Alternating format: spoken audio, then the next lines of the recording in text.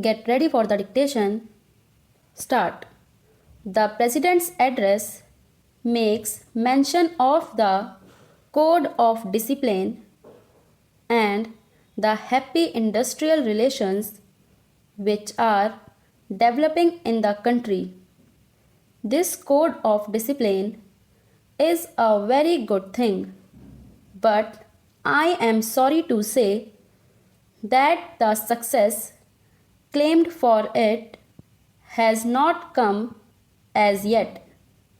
The employers in the country have not accepted this code of discipline in its spirit. They have not accepted it voluntarily. They have not shown by their conduct that they understand and appreciate the spirit of the code of discipline, and something will have to be done about it. The code of discipline can bring about better harmonious relations. It can bring about better industrial relations, and it can create conditions in which the industrial production in the country will go up by leaps and bounds.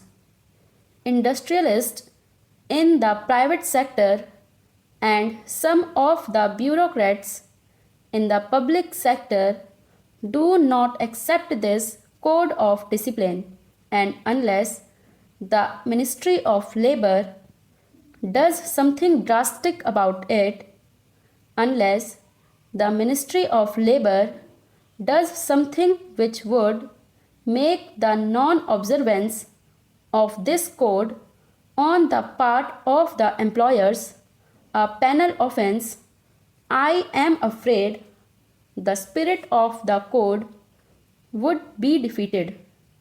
The Ministry of Labor has done well in bringing forward a code of efficiency and welfare.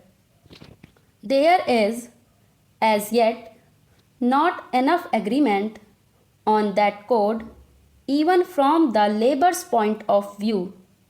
But I am sure efforts to further the acceptance of this code of efficiency and welfare will be continued, and if that is done, it will be a great help to industrial production in the country.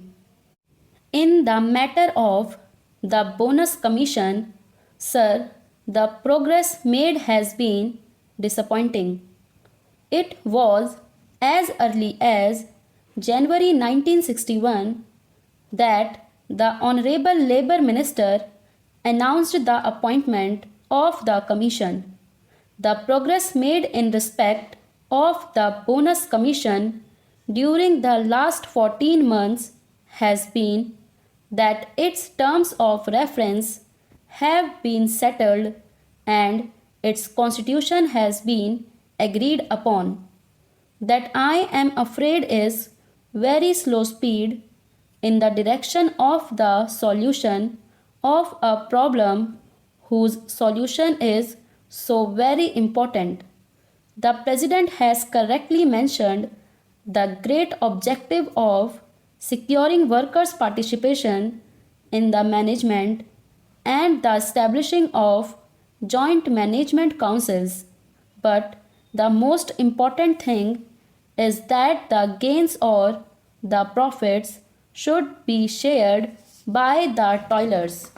A share of the produce of their toil should come back to those who toil. The acceptance of profit sharing is an old thing. It was accepted by those responsible for the industrial truce 14 years back, but we are yet to evolve a satisfactory formula. The full bench formula of the Labour Appellate Tribunal, repeatedly approved and endorsed by the orthodox judges of the Supreme Court is no solution of the problem. It just denies the workers their due share in the profits. It was because of this peculiar situation that the need of appointment of the bonus commission was accepted by all parties. But what we now find is that it has taken them 14 months to decide the terms of reference of the commission, and I do not know when we can expect its report. The members of the bonus commission should be directed by the government to find an early solution to this important problem. Similarly, I must point out that the delay in the matter of evolving a consolidated scheme of social security for industrial workers is a dangerous thing. We have today a number of social security schemes, but none of them looks after the workers in his old age. The government of Uttar Pradesh made a provision that the discharge of workers because of ill health or old age should be treated as retrenchment. But we have now the verdict of the High Court of Allahabad that this cannot be done. The result is that while workers in industrial establishments today are covered against the risk of ill health, there is no insurance against the risk of old age. There is no scheme of gratuity which the industry has to follow. There is no old age pension scheme which the industries in the country have to adhere to.